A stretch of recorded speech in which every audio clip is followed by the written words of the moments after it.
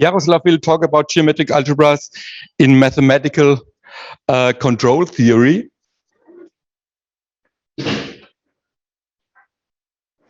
In a minute.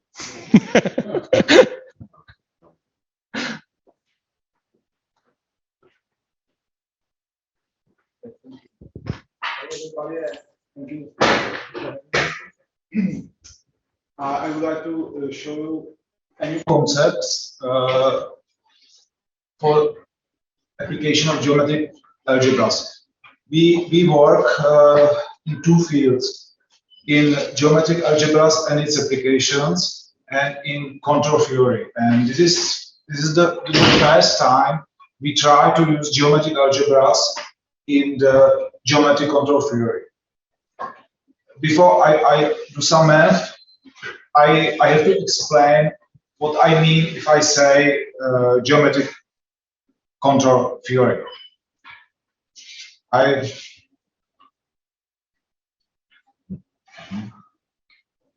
have prepared to everyday situation, and it's a parking car and attack on the Death Star. In both of these, we have some configuration space, which is a smooth manifold. In the car, we have a four-dimensional configuration space because the car is in the space with some orientation, and the wheels have also some orientation. But if I drive a car, only two movements are possible, are admissible.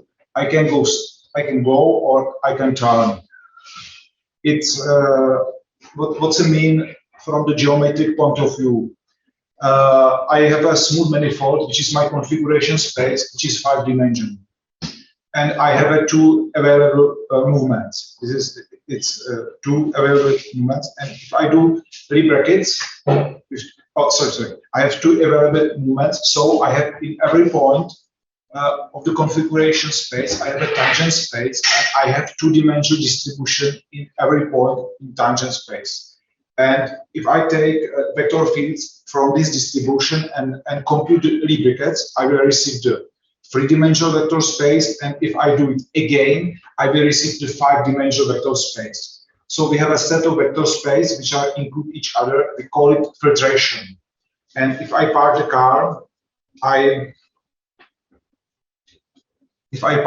car, the filtration is 2, 3, 4. And it's very known It's very known angel geometry. And if I attack onto Death Star, I have always some constraint. If I use this Millennium Falcon, I can drive everywhere, but I can rotate the spaceship only. Axis of this rotation has to be the velocity, vector of the velocity. This is my constraint. And it leads to filtration 4-5, which is also very well studied. It's called Lagrangian contact geometry. And in control theory, I usually looking for trajectories between 2 points. And the system is controllable if for each pair of points there is a trajectory between them. And it's geometric control theory because I see the system as a structure of the tangent bundle, which is mostly the filtration. It's okay. And if this is a way how to do the control, but I would like to do optimal control. If I want to do optimal control, I have to measure something. But it's something, if I have a Riemannian geometry, I have in every point of smooth manifold, I have a scalar product on the tangent space. If I have a sub-Riemannian geometry, I have a distribution in every point, and I have a scalar product only on this distribution, because all trajectories, the tangent vector of all trajectory has to be in this distribution. So I'm able to measure the length of the energy of the curve only with respect to this distribution. This is in these days it's a very growing field, it's called sublime geometry. It's funny because it's also maybe know the field as a Carnot-Carteau spaces, which is common in France. In Russian, it's the common name is non-holomic Riemannian geometry. And we have there are many books. The classical one is Bloch one. We mostly work with AGACSE books, and the first one have been published recently this year or the last year. Before I will talk more math, I want to say just a note. We focus on the mechanical systems because we work on the Faculty of Mechanical Engineering, and we like mechanical systems. Sure, this is why we choose this as a motivation. But and it's also because we work in mechanical system. We can cooperate with the engineering departments. We can talk with them. It's perfect.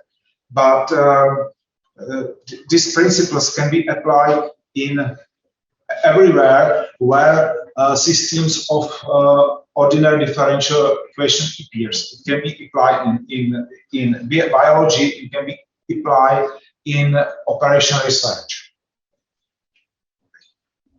Okay, now as a good starting point, reasonable starting point, we choose the planar mechanism. So the mechanism which are moved in the plane.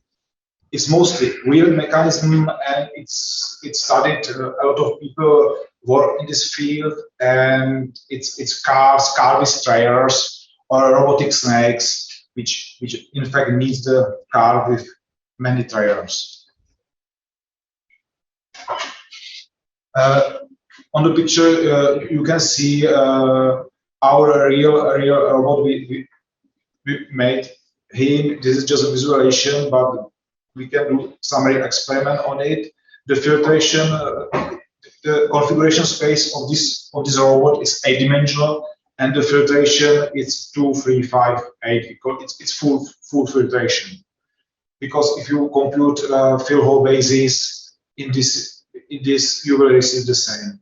And if you look on the planar mechanism, it's very elementary idea. This control of this mechanism is always invariant with respect to Euclidean group. You can have this mechanism everywhere in the plane, and the control is always the same. But it's completely studied in engineering, nothing more. But the particular construction of every mechanism can induce other symmetries, and this is what we do. We try to find the symmetries of the mechanisms which are based on the particle construction, and they use these symmetries for the effective local control. And okay, I will simultaneously present 2 examples which looks to be similar, but in fact they are not very similar. They are something which is called trident snake robots. It means that we have a triangle as a base, and in every vertex we have a robotic snakes. In these cases, this robotic snake is just one link, robotic snake, and on the left, we have in every vertex we have a revolute joint. On the right, on every vertex we have a prismatic joint. And the second vertex we have also a revolute joint. We choose it because it's a combination of different type of joints. And still, because we are in a low dimension, all this structure has a name, which is also nice. The filtration on the left is 3-6, and it's called Brine geometry, and the filtration on the right is 4-7. It's called generalized bar geometry. Okay, we have to model these geometries by vector fields, and locally we can find the structure of the Carnot group with filtration. I will show later, and correspondingly algebras are generated by the following vector fields. On the left, you can see case 3-6, and on the right, you can see the case 4-7. And you can see that the admissible moments are just a linear combination of the 3 or the 4 vector fields, and the brackets then generate additional possible directions. And okay, how is about the controllability? The famous Jaroslav theorem says that the system is controllable if the Lie algebra of controllability has the same dimension as a smooth manifold or as a tangent space. This is our case. If you in the left case, we have three vector fields, and the Lie algebra is six-dimensional, and on the right case, the Lie algebra is seven-dimensional. As a model, we choose the nilpotent approximation of all systems because we want to control it in locally, so we can do it. Nilpotent means that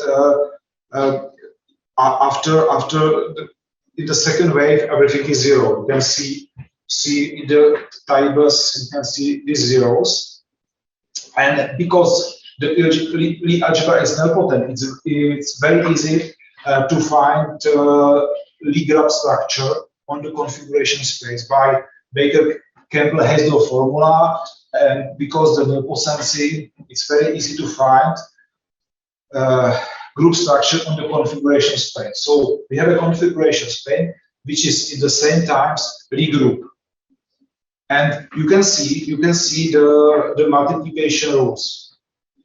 And if you look on these rules, it's amazing because both these algorithms has a vector product in these multiplication rules.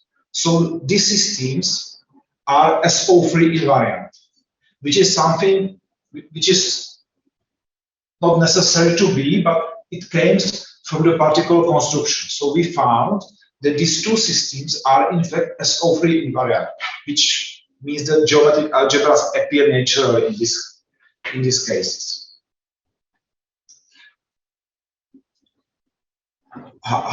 What is a control system? Control system of Riemannian geometry.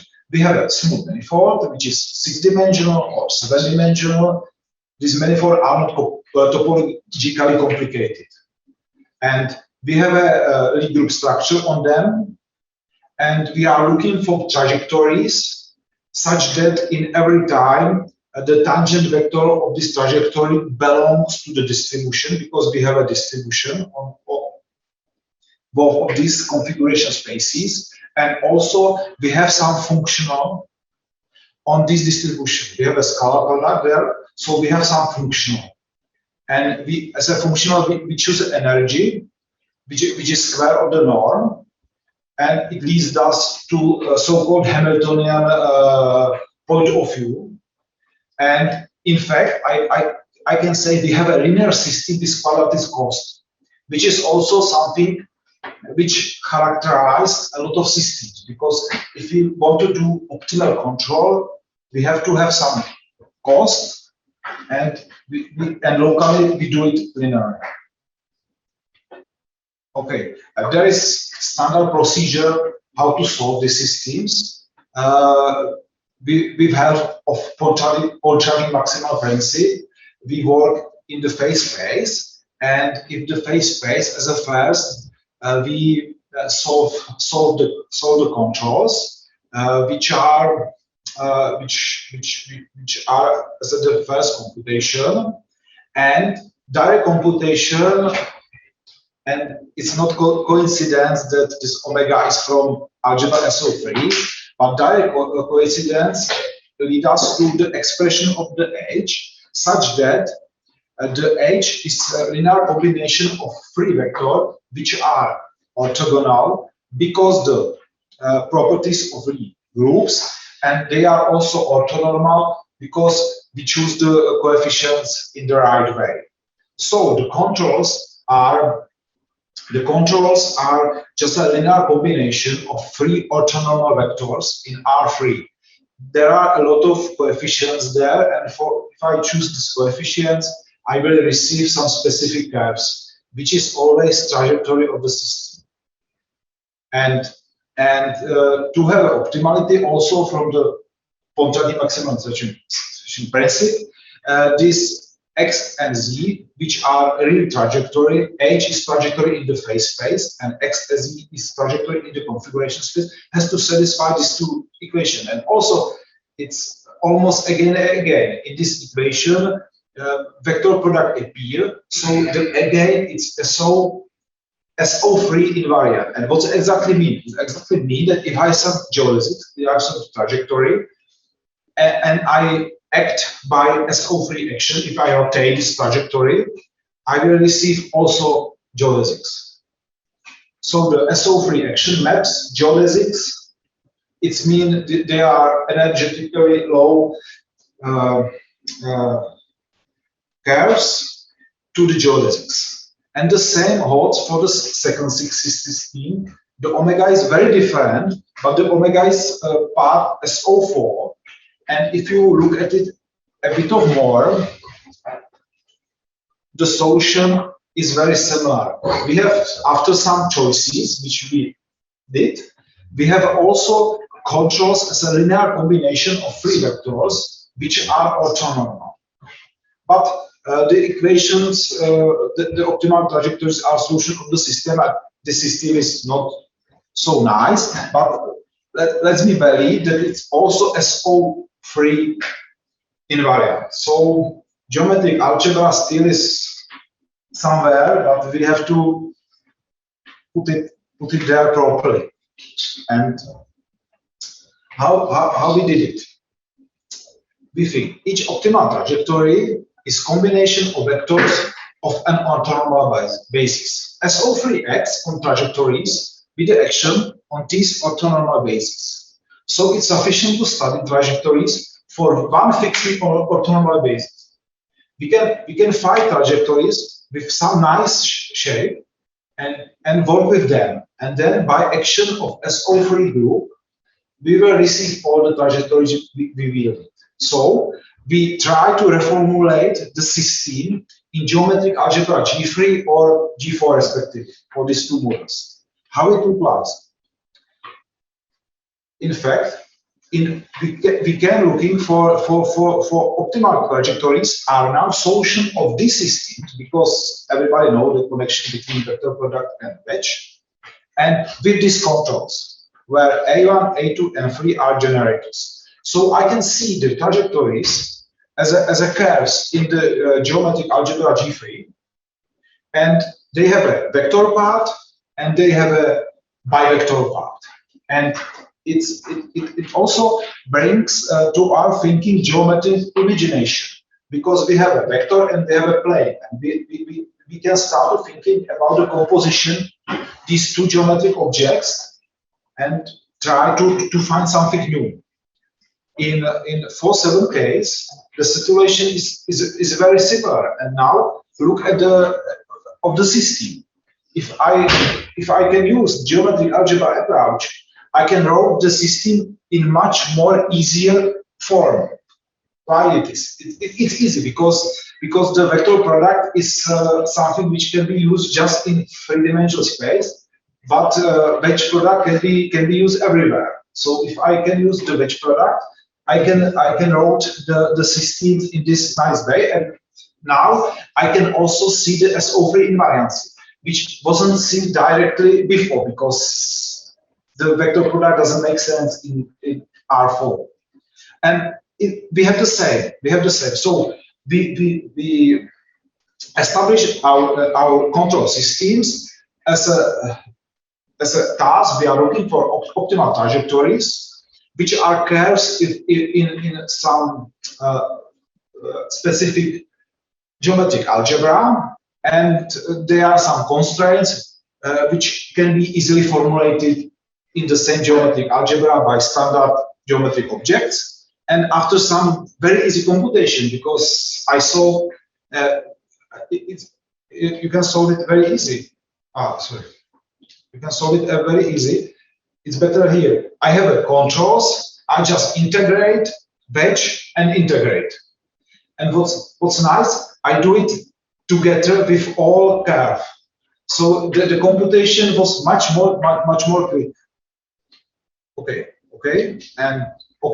Now the moduli space is defined by conjugation of spin 3 on M, and we have a factor space, so we have a classes, and we would like to have a coordinates on this moduli space. Or we are looking for invariants, which are the same for every class. And what can be this invariant? Because we are in geometric algebra, the action preserves vector and bivector paths, it's fine. The action preserves also scalar product, norm, and dualization. So by this, with help of this operation, we can find the right coordinates.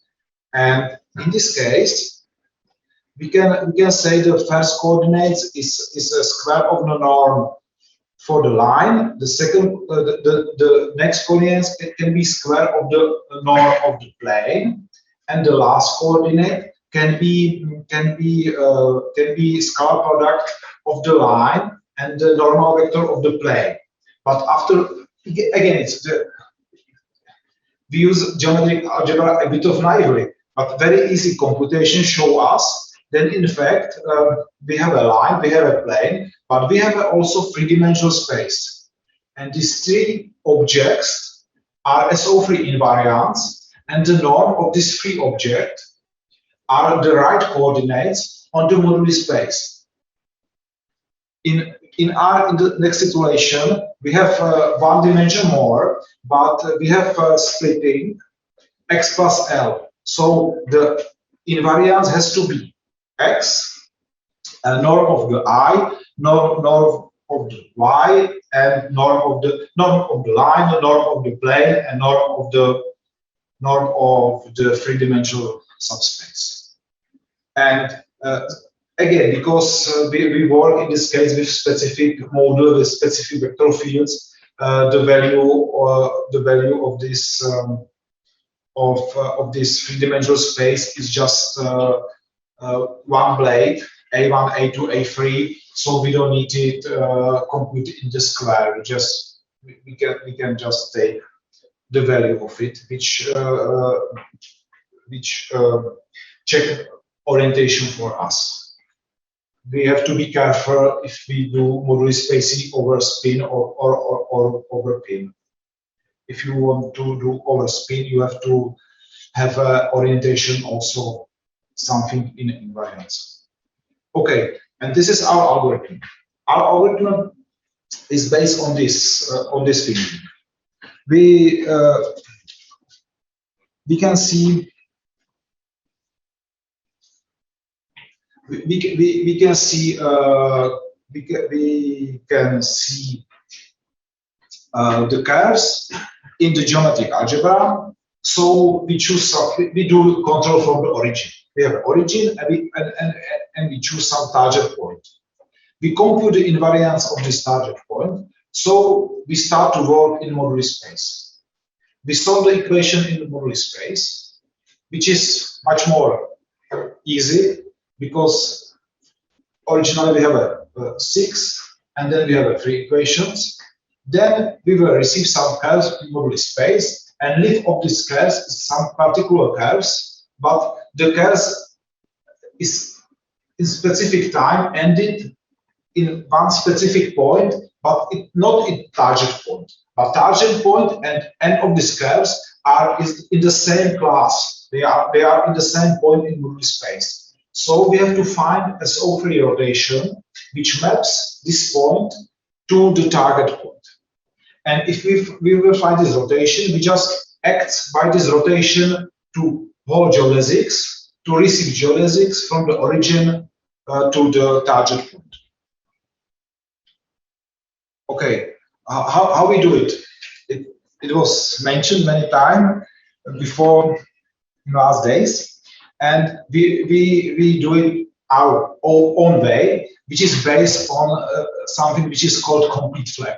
Complete flag is a set of subspaces such that the other subspace is for plus one dimensional bigger. And if I have some, we have to solve a particular task. We have 2 bases, and we are looking for the rotation between 2 bases. And with help this, if we have a basis, we can construct complete flag very easy by null cones over outer representation.